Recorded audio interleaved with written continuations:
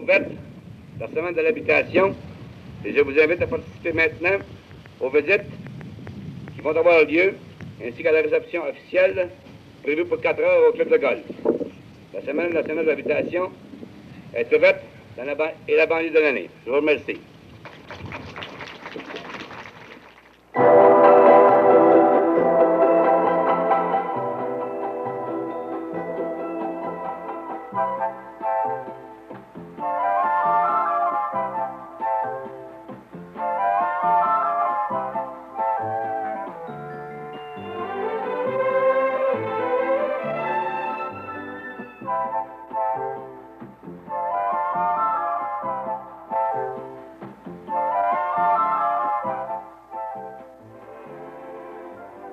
Monsieur le maire, il y a combien de temps que vous présidez aux destinées de la ville de Belleuil?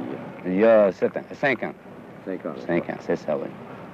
Maintenant, monsieur le maire Dubois, je pense que la ville de Belleuil a ses titres de noblesse, ses titres de ville depuis fort longtemps, n'est-ce pas? Depuis 40 ans. 40 ans. Depuis 40 ans, M. Cham, oui. Et quelle a été l'expansion de la ville de Belleuil au cours des années? L'expansion a réellement commencé il y a environ 8 ans. Ça a commencé plutôt pas trop vite, on va dire. Mais depuis les dernières 5 années, c'est assez vite. Et autrefois, le vieux Belleuil, n'est-ce pas, c'était une municipalité le long du Richelieu, je pense. C'est ça, oui, c'est ça. Et après ça, l'expansion s'est faite vers l'intérieur des terres. Exactement, oui. En combien d'étapes, M. Berthier? On peut dire qu'il y a 2 grandes étapes. D'abord, il y a ce qu'on pourrait appeler l'ancien Belleuil, dont les limites se situaient à peu près à 15 arpents de la rivière Richelieu, pour une longue bande d'environ 2000. Et puis, en 1954, eh bien, Belleuil n'était plus à l'aise dans ces limites-là. Alors, il y a eu annexion jusqu'au rang des 30, qu'on appelait à ce moment-là le rang des 30, qui triplait le territoire de la ville de Belleuil. Et à nouveau, 9 ans plus tard, si vous voulez, en 1963-64, déjà, Belleuil n'était plus à son aise. Alors, il a fallu de nouveau annexer le territoire. Belleuil est maintenant, disons, en maintenant une surface de près de 11 000 carrés. Alors, si on fait les comparaisons avec le Belleuil de 1954, on s'aperçoit que le territoire a quadruplé.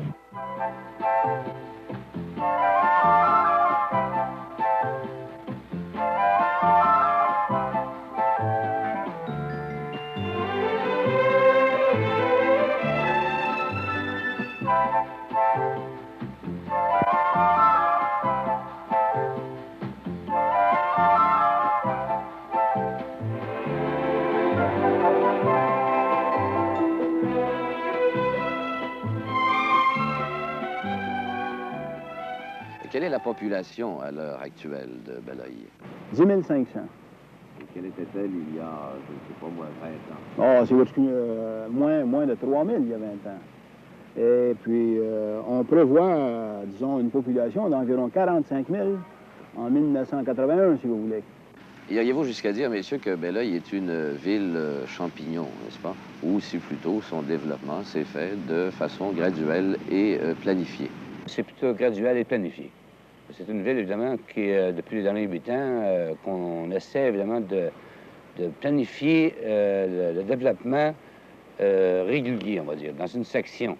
Alors, Belleuil a toujours été administré, vous savez, comme si c'était une affaire, une chose commerciale.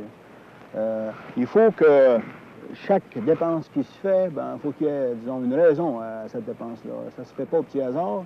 Belleuil a tout. D'ailleurs, vous avez déjà habité Belleuil vous-même, je crois. Alors, vous avez remarqué que Belleuil se développe progressivement, toujours en partant de ce qui existe. Alors ça aide à maintenir les coûts à un bas niveau. Évidemment, on est bien situé au point de vue géographique, il y a un tas de facteurs qui nous aident, mais quand même, je dirais que le principal facteur, ça a été la bonne administration qui a existé à Belleuil depuis, disons, peut-être 20-25 ans. D'ailleurs, vous pouvez peut-être le remarquer, M. Duchamp, si on regarde, là, grosso modo, il y a 1/6 de notre territoire actuel, notre nouveau territoire, 1/6 de notre nouveau territoire qui est réservé pour des fins industrielles. Et si on regarde ce qui est construit, ce qui existe à Belleuil, ce qui est occupé, ben ça touche également à peu près 1/6 du territoire. Alors, il y a de la place à Belleuil. Il y a de la place dans toutes les directions. Ça va graduellement progresser, disons, vers le haut, en direction nord. Et éventuellement, ça sera complet, ça se fermera dans 15 ou 20 ans, si vous voulez. avec à ce moment-là une population de 40-45 000, et on l'espère, on est à peu près certain quant à ça, avec un équilibre aussi quant à l'occupation du territoire, un équilibre entre l'industrie, les résidences, si vous voulez, et le commerce. Messieurs, est-ce que la ville de Beloeil a des prétentions à l'annexion? Est-ce que, par exemple, vous avez l'intention de fusionner des villes avoisinantes? Dans l'ensemble, je crois que c'est une bonne idée. De cette manière-là, on peut avoir des meilleurs services qui coûtent moins cher à la population.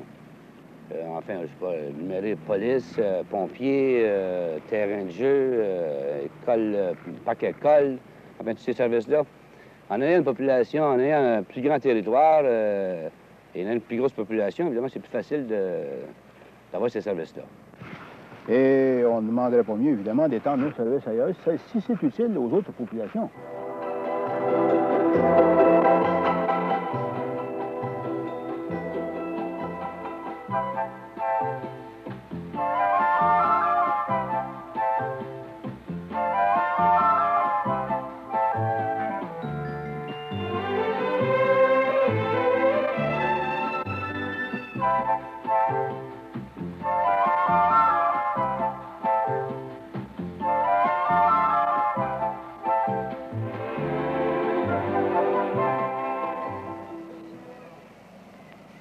Monsieur Lheureux, il y a une dizaine d'années ici, qu'est-ce qu'il y avait?